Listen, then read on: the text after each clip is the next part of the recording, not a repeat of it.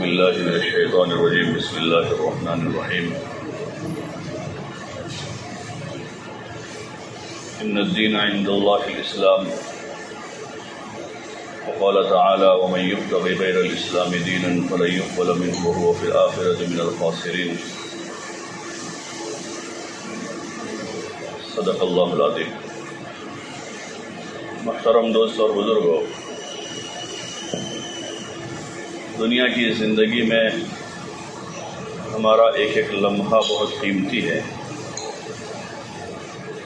جس کے بدل کے طور پر دنیا کی کوئی چیز بھی پیش نہیں کی جا سکتی۔ اس وقت کا عوض نہ مال ہے، نہ سونا چاندی ہے، اور نہ زمین جاگیر ہے۔ دنیا کی کوئی چیز ایسی نہیں جو اس کا بدلہ بن سکتی۔ اتنا قیمتی یہ سرمایہ ہے،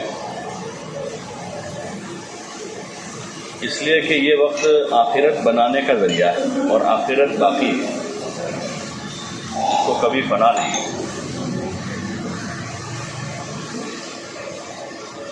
تو دنیا کی کسی چیز کے ساتھ اس کا مقابلہ ہم نہیں کر سکتے۔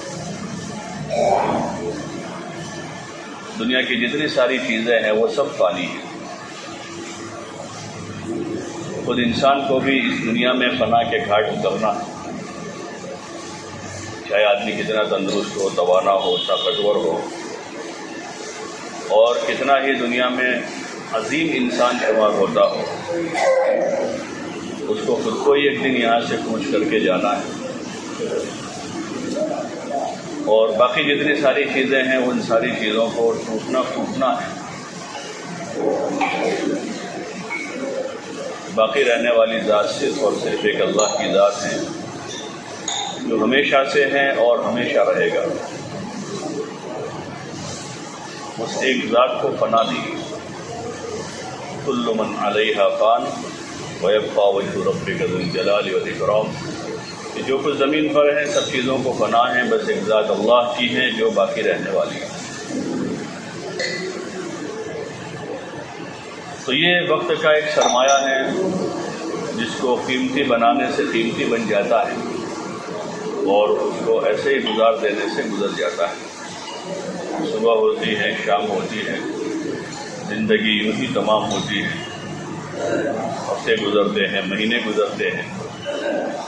کل کا جو بچہ تھا آج جوان ہو گیا ہے، اور آج کا جوان کل کو بوڑھا ہو جائے گا، اور آدمی اس دنیا سے چلا جائے گا۔ نفع میں اس کے پاس کیا بچا ہے جو اس کو کام دینے والا سرمایہ ہے؟ تو وہ حدیث پاک میں حضور علیہ السلام نے عقل مندی کی علامت بتا کر مزید فرمایا، عمیل لما بعد الموت، جو ما بعد موت کے لیے آدمی نے سرمایہ تیار کیا ہے وہ انسان کا نفع ہے۔ ما قدمنا وجدنا، کہ جو ہم نے آگے بھیجا وہ ہمارا ہے، اور جو چھوڑا ہے وہ گھاٹے میں جا رہا ہے۔ انسان کا سرمایہ وہی ہوگا جو اس نے دنیا میں سے آگے چلتا کیا ہے، آگے بھیجا ہے، اور اس میں جو بنیادی چیز انسان کے پاس ہے وہ ایمان ہے، یقین ہے، اللہ کی ذات کا تعلق ہے، تو سب سے بڑا اور بنیادی سرمایہ ہے۔ وہی ایک نعمت ایسی ہے جس نعمت کی بنیاد پر انسان دنیا آخرت دونوں جہان کی بڑی سے بڑی مصیبت سے نجات پائے گا۔ وہ نعمت ایمان ہے، سب سے بڑی نعمت ہے، اور ایمان کے بعد عمل کا سرمایہ ہے۔ آدمی کے پاس جتنا پھر وافر مقدار میں عمل ہوگا، جتنا زیادہ سے زیادہ ہوگا، تو دنیا میں رہتے ہوئے دنیا کی چیزوں سے آدمی کا پیٹ نہیں بھرتا، مال و دولت سے، زمین جاگیر سے آدمی کو جتنا مل جاوے اتنا کم ہی رہتا ہے۔ ایسے آخرت کے اعتبار سے انسان کے پاس جو بڑا سرمایہ ہے وہ عمل کا ہے، وہ جتنا بھی ہے وہ تھوڑا ہے، جتنا بھی آدمی کے پاس ہے۔ اسی لیے اللہ پاک نے عمل کے لیے دروازے ہر وقت کھلے رکھے ہیں، صبح شام رات دن۔ فرائض تو بہت محدود ہے، فرائض جو ہے روزہ صرف 1 مہینے کا ہے، نماز 24 گھنٹے میں صرف 5 وقت کی ہے، زکوٰۃ پورے مال میں سے صرف 2.5% ہے، اور حج پوری زندگی میں 1 مرتبہ مالدار پر ہے۔ تو یہ فرائض کی مقدار ہے جو تھوڑی ہے، لیکن اس کے علاوہ اللہ پاک نے انسان کے لیے ہر وقت اعمال صالحہ کا دروازہ کھلا رکھا ہے۔ آدمی جتنا چاہے نیکی کرے، اس لیے کہ نیکی کرنے کے لیے ہی بھیجا ہے، گناہ کرنے کے لیے زمین پر کوئی جگہ نہیں، گناہ کرنے کے لیے سال کا کوئی مہینہ نہیں، اور گناہ کرنے کے لیے مہینے کا کوئی دن نہیں، اور 24 گھنٹے کا کوئی وقت نہیں کہ جس میں آدمی گناہ کرے، اس کی گنجائش نہیں ہو، کسی کو گناہ کرنے کی اجازت نہیں ہے، مجرم قرار دیا جائے گا۔ لیکن طاعت اور نیکی کے لیے زمین کے ہر خطے کو کھلا کر دیا، جہاں جا کر آدمی نیکی کرنا چاہے، سمندر میں جا کر وہاں نیکی کریں، پہاڑ پہ چڑھ کے وہاں نیکی کرے آدمی، صحرا میں چلا جائے وہاں جا کر نیکی کرے، تو آدمی کے لیے راستہ کھلا ہوا۔ کاروبار کرتا ہوا بھی نیکی کر سکتا ہے، سوتا ہوا نیکی کر سکتا ہے، کھاتا ہوا نیکی کر سکتا ہے، اجر کما سکتا ہے۔ شادی کرتا ہوا آدمی اجر کما رہا ہے، اپنی ضروریات پورا کرتا کرتا بھی آدمی ثواب اور اجر لے رہا ہے، اس کے مواقع اللہ پاک نے فراہم کیے۔ لیکن گناہ کرنے کے لیے کسی کو کسی جگہ کسی وقت اجازت نہیں، کسی کے لیے اس کا دروازہ نہیں، بلکہ اس سے منع کیا ہے۔ آدمی اپنے آپ کو بچاوے اور کسی قسم کا گناہ اس کے جسم سے صادر نہ ہو، آنکھ سے، کان سے، زبان سے، ہاتھ سے، پیر سے، یہاں تک کہ تصور اور خیالات کو بھی پاک رکھنے کو کہا۔ آدمی اپنے گمان کو اور اپنے خیال کو بھی پاک صاف رکھے۔ نیکی کا اگر تصور آ رہا ہے تو آدمی اس تصور کو زائل کرے، اس کو جگہ نہ دے، اس کو مزید نہ سوچے، اس کو کرنے کا پروگرام نہ بنائے۔ اس لیے اس تصور کو، اس خیال کو معاف رکھا۔ گناہ کرنے کا اگر خیال آ رہا ہے کسی کو تو وہ خیال معاف ہے، اس پر پکڑ نہیں ہوگی، بلکہ گناہ کے معاملے میں کر گزرنے تک اللہ تعالیٰ نے معافی رکھی ہے۔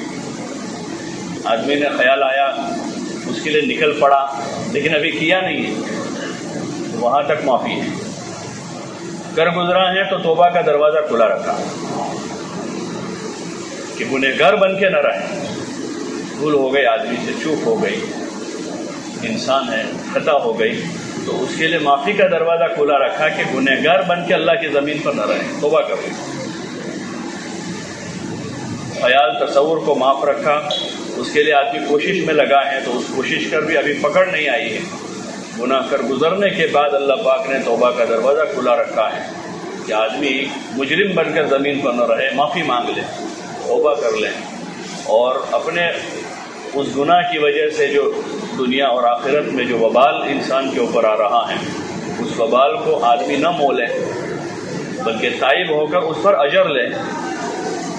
ہو گیا گناہ اور توبہ کر رہا ہے آدمی، تو اس توبہ پر ثواب ہے، اس توبہ پر بھی آدمی کو اجر مل رہا ہے۔ اور ایک جگہ تو کلام پاک میں اللہ تعالیٰ نے توبہ کرنے والوں کو بھی جو ہے جنت میں داخل کرنے کا، کہ جنہوں نے اپنے آپ پر ظلم کیا، زیادتی کی اور گناہ کر گزرے ہیں، اور پھر اس کے بعد وہ تائب ہوئے ہیں، تو توبہ کرنے والوں کو بھی اللہ پاک عمل والوں کے ساتھ جنت میں داخل کر دے گا۔ لیکن ہاں، عمل والوں کا تو ایک الگ ہی مقام ہوگا، وَنِعْمَ أَجْرُ الْعَامِلِينَ، کہ ان کا جو عمل کا جو بدلہ اور اجر ہوگا وہ ان کی ایک الگ ہی شان ہوگی۔ لیکن توبہ کرنے والوں کو بھی وہ جنت میں پہنچا دے گی۔ تو گناہ کی گنجائش نہیں چھوڑی، آدمی گناہ کرے، گناہ ہو گیا تو گنہگار بن کے رہے، اس کی گنجائش نہیں۔ صاف ستھرا رہے، آدمی پاک صاف رہے ہر اعتبار سے۔ اللہ کے فرائض کے معاملے میں بھی آدمی چوکنا رہے، سستی نہ کرے۔ جیسے آدمی اپنے امور کے بارے میں چوکنا ہوتا ہے، اپنی تجارت میں، کاروبار میں، اور اپنی ذات کے بارے میں آدمی چوکنا رہتا ہے کہ کہیں سے کوئی چیز لگ نہ جاوے، کوئی کیڑا کاٹ نہ جاوے۔ کوئی چونٹی بھی آدمی کے جسم پر چلتی ہے تو آدمی خطرہ محسوس کر لیتا ہے کہ کاٹے گی، اس کو دور کر دیتا ہے۔ مچھر آ کر بیٹھتا ہے تو آدمی برداشت نہیں کرتا، حالانکہ اس کا کوئی وزن نہیں ہمارے جسم پر، مچھر کا کوئی وزن لگتا ہے لیکن اس سے خطرہ ہے کہ کاٹے گا ہی، تو آدمی اس کو برداشت نہیں کرتا۔ اس طرح جب ایمان کی مقدار میں اضافہ ہوتا ہے تو آدمی کو گناہ اس طرح چبھتا ہے جیسے مچھر چبھتا ہے، حالانکہ وزن نہیں اس کا کچھ بھی، وزن کچھ بھی نہیں ہے، لیکن جب آدمی کی طاقت بنتی ہے ایمان کی تو پھر آدمی کو گناہ اس طرح سے چبھتا ہے، اور آدمی اپنی ہی طرف نظر کرتے ہوئے زندگی گزارتا رہتا ہے کہ مجھ سے کوئی چوک نہ ہو جائے، مجھ سے کوئی خطا نہ ہو جائے، کوئی لغزش نہ ہو جائے، کوئی کام ایسا نہ ہو جائے جس سے اللہ پاک ناراض ہو جاتے ہوں، کوئی کام ایسا نہ ہو جائے جو حضور صلی اللہ علیہ وسلم کی شریعت اور آپ کی سنت کے خلاف ہو، کوئی کام ایسا نہ ہو جائے جو آخرت میں میرے لیے وبال جان ہو جائے، اس لیے کہ وہاں کسی کی سفارش کام نہیں دے گی، آدمی کا عمل ہی بولے گا، آدمی کا عمل ہی بولے گا، اور کھوٹا کھرا عمل وہی ثابت ہوگا کہ کس کا اچھا ہے کس کا برا ہے۔ دنیا میں آدمی اپنا عمل کر کے اس کو چاہے کتنا خوبصورت بناوے، اگر وہ اچھا نہیں ہے تو اس کی حقیقت وہاں ظاہر ہوگی۔ جیسے کوئی ڈپلیکیٹ زیور سونے کے بنا کر لایا ہے، سونے کے نام پر ڈپلیکیٹ لایا ہے، تو ٹھیک ہے لوگ شاید اس سے نہ پہچان سکے اور دھوکے میں آ جاوے، لیکن پرکھنے والے کے پاس اگر اس کو لے جایا جائے گا تو فوراً 1 منٹ میں بتا دے گا کہ یہ اصلی ہے نقلی۔ ایسے اللہ کے وہاں عمل کی جانچ ہوگی، سب کے عمل کی جانچ ہوگی۔ حدیثوں میں آتا ہے اول ما یحاسب به العبد یوم القیامۃ الصلاۃ، کہ قیامت میں سب سے پہلے نماز کا حساب ہوگا، اور نماز دیکھی جائے گی، چیک کی جائے گی۔ اگر وہ اچھی نکل آئی تو پھر آگے بہت زیادہ اس سے تفتیش نہیں ہوگی، کم ہوگی، اور اگر اس میں کمی آئی ہے تو پھر اور تفتیش مزید ہوگی، تو وہاں عمل تلے گا، عمل کا وزن ہوگا۔ وَنَضَعُ الْمَوَازِينَ الْقِسْطَ لِيَوْمِ الْقِيَامَةِ، کہ قیامت کے دن ہم اعمال کو تولیں گے، ترازو قائم ہوگی، انصاف کی ترازو قائم ہوگی۔ جیسے دنیا میں چیزوں کو تولا جاتا ہے، لوہے کو، لکڑے کو، سونے کو، چاندی کو، حرارت کو تولا جاتا ہے، گرمی کا ٹیمپریچر ناپا جاتا ہے، گرمی سردی، کتنی سردی ہے کتنی گرمی ہے، بارش کو ناپا جاتا ہے، کتنی بارش ہوئی ہے۔ ایسے میدان قیامت میں اللہ کے وہاں عمل تولا جائے گا، اور اس حساب سے آدمی کو بدلہ ملے گا، کسی کی روح رعایت نہیں ہوگی، وہاں جان پہچان کسی کی نہیں چلے گی۔ وہاں حضرت فاطمہ رضی اللہ عنہ سے حضور صلی اللہ علیہ وسلم نے یہ کہا تھا کہ فاطمہ کہ قبر میں حسب نسب نہیں چلے گا، وہاں حسب نسب، جان پہچان، اوڑکھان کوئی چیز کام نہیں دے گی، وہاں تو سب بندے ہیں، سب اللہ کے بندے ہیں۔ بندگی کے معیار پر پرکھا جائے گا کہ بندہ بن کے کون آیا اور کتنی بندگی لے کر آیا ہے، کتنا ایمان ہے، کتنا عمل ہے، کتنے اخلاق ہیں، کتنا اخلاص ہے، وہاں یہ چیزیں تولی جائے گی۔ آدمی کا عمل کتنا ہے اور اس عمل میں اخلاص کتنا ہے اللہ کے لیے، تو خالص عمل ہی وہاں قبول ہوگا۔ اس لیے حدیث پاک ہے اخلص العمل، کہ عمل کو خالص رکھے آدمی، اس لیے کہ پرکھنے والا جو ہے بڑا جاننے والا ہے، پرکھنے والا جو ہے وہ بڑا جاننے والا ہے، ہر چیز کی باریکیوں کو وہ دیکھ رہا ہے، اور وہ اللطیف الخبیر، بڑا باریک اور بڑا باخبر ہے اور باریکی سے دیکھنے والا ہے۔ اس لیے آدمی کے ذمہ ہے کہ اپنا عمل درست کرے، اپنے عمل پر اکتفا نہ کرے کہ جیسا کر رہا ہے چل رہا ہے، بلکہ اس کو درست کرتا جائے، آدمی ٹھیک کرتا جائے۔ آدمی گاڑی کو درست نہیں کرواتا، مہینے 2 مہینے میں آواز کرنا شروع کر دیتی ہے، وہ گھڑی کو ٹھیک نہیں کرتا تو 6-8 مہینے میں اس میں سے جواب آ جاتا ہے۔ اور جتنی ساری دنیا بھر کی مشینیں ہیں چلتے چلتے اپنے آپ خراب ہوتی ہیں، ایسے یہ جو باڈی ہماری ہے وہ بھی ایک مشین ہے، چلتے چلتے اندر گندگی اور خرابی آتی ہے۔ جیسے جسمانی اعتبار سے جسم میں بیماریاں آتی ہیں تو روزانہ آدمی علاج کے لیے کہیں یہاں جا رہا ہے، کبھی وہاں جا رہا ہے، کبھی وہاں جا رہا ہے۔ ایسے جتنا اس وقت جسمانی بیماریوں کا شیوع ہے اور عام ہے، اس سے کہیں گنا زیادہ روحانی بیماریاں ہیں، ایمان کی کمی، نفاق اور شرک اور کبیرہ جو گناہوں کا ایک عمومی ماحول بنا ہوا ہے، ایک عمومی ماحول بنا ہوا ہے بڑے گناہوں کا، کبیرہ گناہ، جھوٹ بولنا، دھوکہ دینا، سود خوری، ماں باپ کی نافرمانی، غیبت، چغلی، زنا، شراب یا اس سے متعلق جو بھی نشہ آور چیزیں ہیں، یہ کبائر ہیں، بڑے گناہ ہیں، اس کی گنجائش نہیں اللہ کی زمین پر۔ آدمی کبیرہ گناہوں کے ساتھ رہے یا ایسے ماحول میں آدمی رہے جس ماحول میں سب ہو رہا ہو، ایسے ماحول میں آدمی رہے۔ اس کو حکم دیا انسان کو کہ وہ اپنے اس ماحول کو بہتر بنانے کی کوشش کرتا رہے، اس ماحول پر راضی نہ ہو جائے۔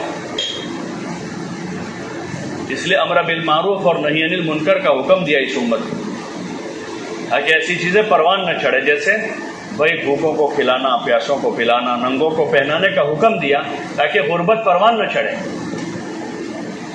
بھوکوں کی تعداد نہ بڑھے، پیاسوں کی تعداد نہ بڑھے، ننگوں کی تعداد نہ بڑھے۔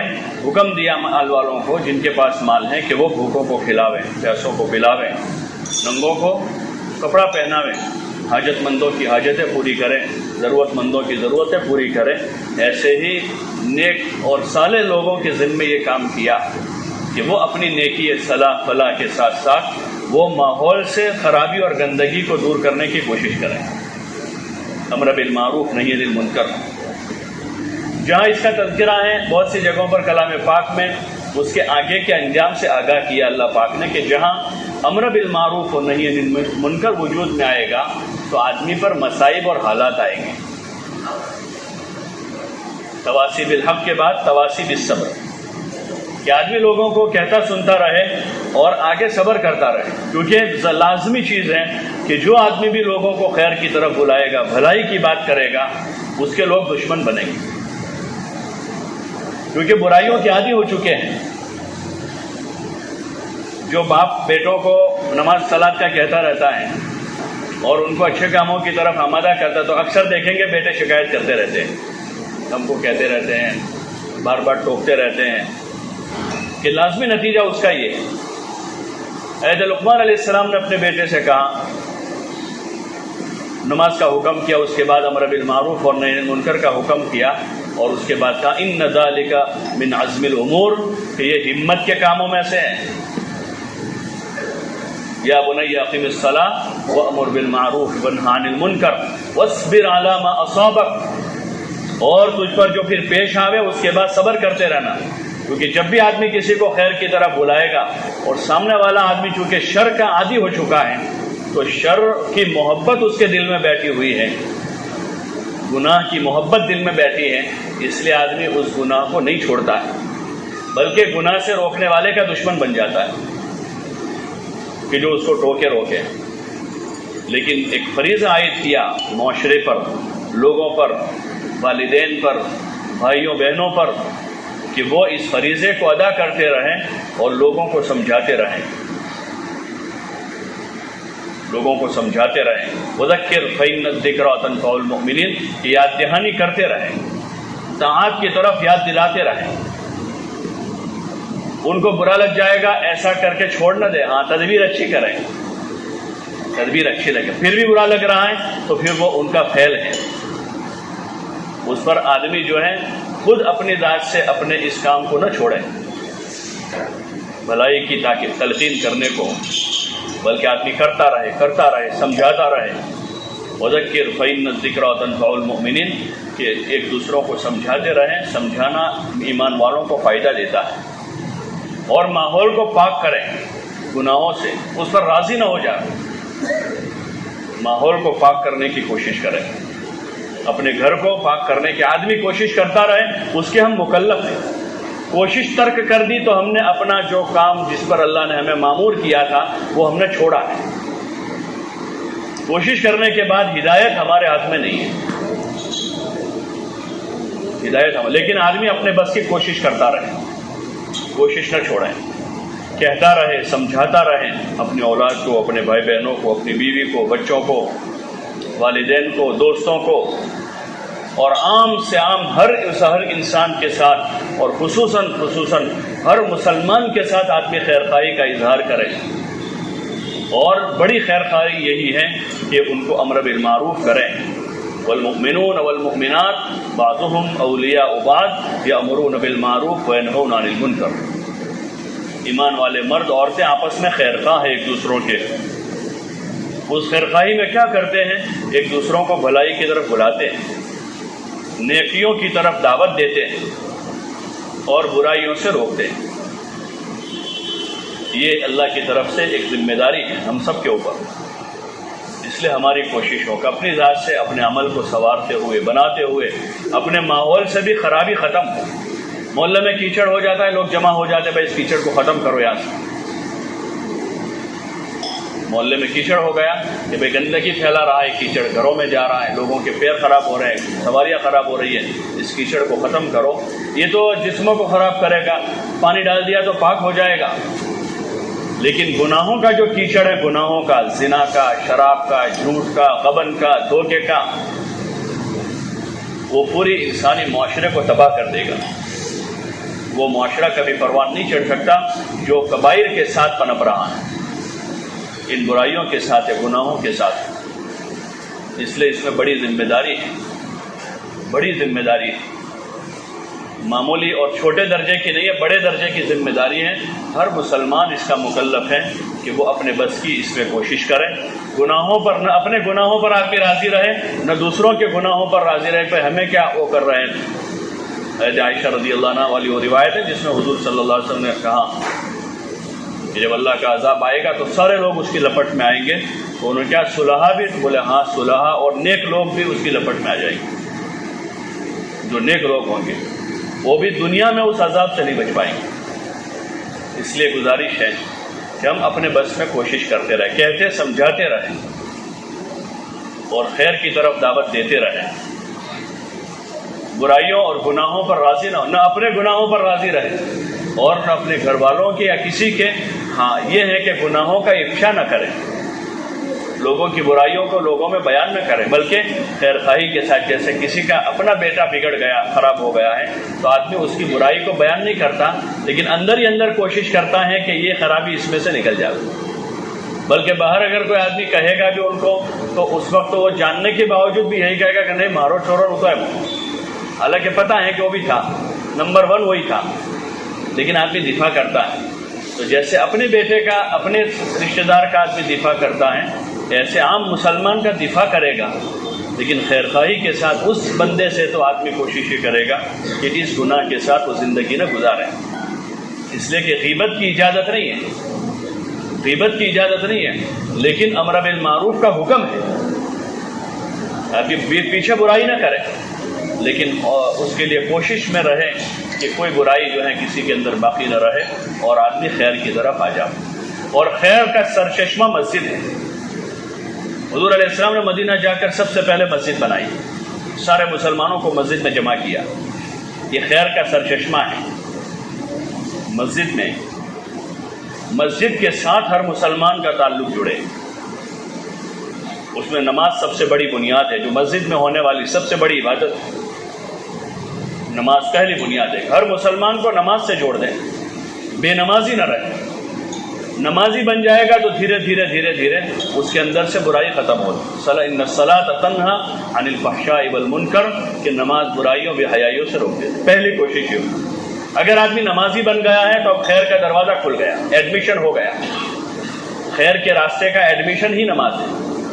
جب ایڈمیشن ہو گیا ہے اب آگے کی راہیں کھلتی رہے گی۔ پھر نماز کے ساتھ جو ہے دین کا سیکھنا سکھانا ہے، وہ مسجد کا عمل ہے۔ حضور علیہ السلام کی مسجد میں دین کا سیکھنا سکھانا تھا۔ خود آپ علیہ السلام تشریف لاتے تھے، آپ گھنٹوں بھر بیٹھتے تھے مسجد میں، صحابہ کے حلقے لگتے تھے۔ مختلف سیرت کی حدیث کی کتابوں میں حلقے لگا کر کوئی تجوید سیکھ کر رہا ہے، کوئی قرآن سیکھ رہا ہے، کوئی دین کے مسئلے مسائل سیکھ رہا ہے، کوئی جنت جہنم کا تذکرہ کر رہا ہے۔ دین کا سیکھنا سکھانا اس کا سرچشمہ مسجد ہے۔ آج ہم عموماً دیکھیں گے کہ جہاں سے دین لینا تھا، جس جگہ سے دین کا سیکھنا سکھانا تھا، وہ جگہیں ویران ہیں، وہ مسجد ویران۔ ہماری مسجدیں جو آباد ہے وہ نماز کے وقت آباد ہے۔ ہمارے ماحول میں ہم دیکھ رہے ہیں مسجدوں میں آبادی ہے، تو وہ مسجد کی آبادی نماز کے وقت میں ہے اور نماز کی حد تک ہے۔ اور نمبر 2 پر دیکھیں تو تھوڑا بہت تلاوت سے ہماری مسجد آباد ہے۔ دین کا جو سیکھنا سکھانا وہ خصوصاً بالغ لوگوں پر ہے، جوان مردوں عورتوں پر، مکلفین پر دین کا سیکھنا سکھانا فرض ہے۔ دین کا سیکھنا سکھانا، تو اس سے ہماری مسجدیں خالی ہیں۔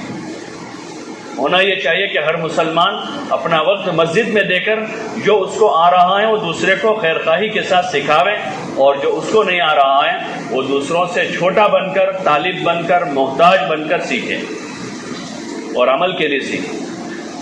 یہ مسجد کا عمل ہے، ایسے ذکر و عبادت ہے پھر مسجد میں۔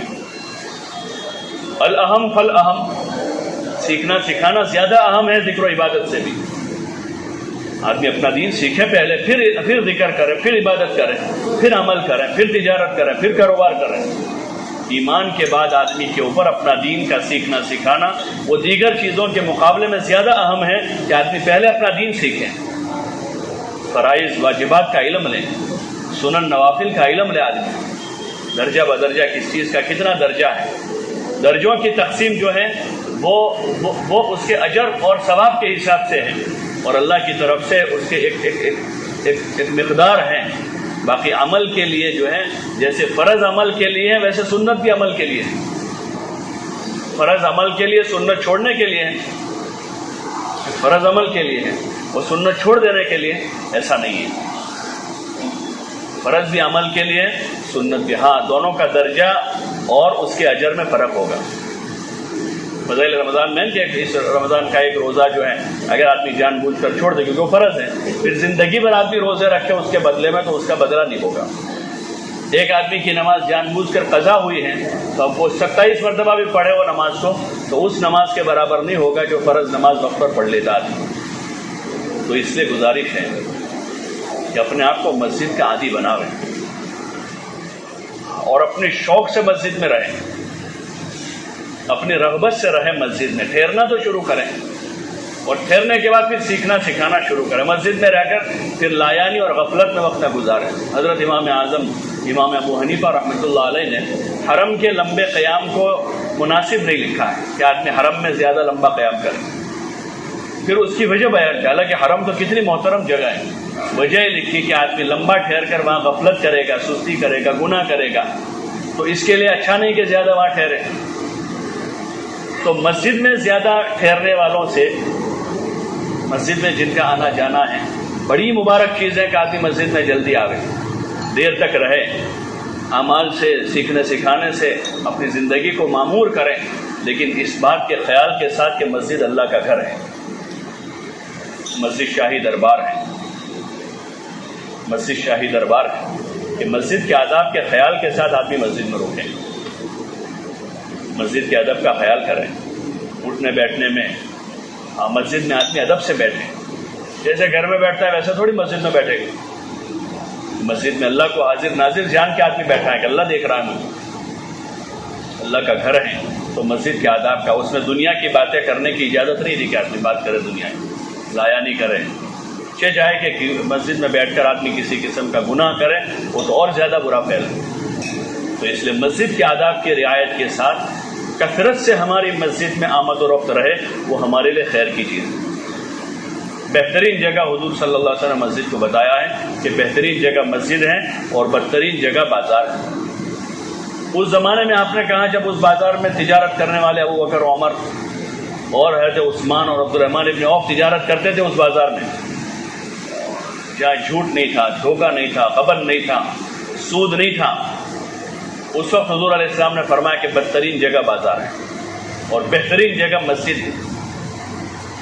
اور ہمارے بازار کا حال اگر دیکھتے تو کہ جہاں صبح سے شام تک جھوٹ، غیبت، دھوکہ اور سود کا کام ہو رہا ہے، جہاں پر ایسی جگہ ٹھہرنا کتنا مناسب ہوگا ہمارے حق میں. اسی لیے حضرت داؤد علیہ السلام کی دعا ہے، اللہ مجھے ذاکرین کی مجلس سے غافلین کی طرف جاتا ہوا دیکھے تو میرے پیر توڑ دینا. یعنی اچھا ہے پیر ٹوٹ جائے گا، وہاں جانے کے بجائے یہ اچھا ہے، بہتر ہے کہ میرے پیر ٹوٹ جائے گا کہ جہاں جا کر میں غافل بن جاؤں. اس لیے کوشش کریں کہ عمل کا زمانہ ہے، یہ قیمتی ایام ہیں، قیمتی اوقات ہیں، اس کو ضائع نہ کریں. اپنی طبیعت کو تھوڑا موڑیں، دھیرے دھیرے اپنے آپ سے تھوڑی باتیں کریں. دوسروں سے تو بہت بات کرتے ہیں ہم، اپنی ذات سے بھی تھوڑی باتیں کریں کہ مجھے کہاں جانا ہے، کہاں پہنچ گیا ہوں. اور اب دھیرے دھیرے واپس آنے کی کوشش کریں تاکہ ہم بقیہ زندگی کو وصول کر لیں اور باقی زندگی کو برباد کرنے سے بچا لیں. اللہ پاک ہم سب کو عمل کی توفیق نصیب فرمائے.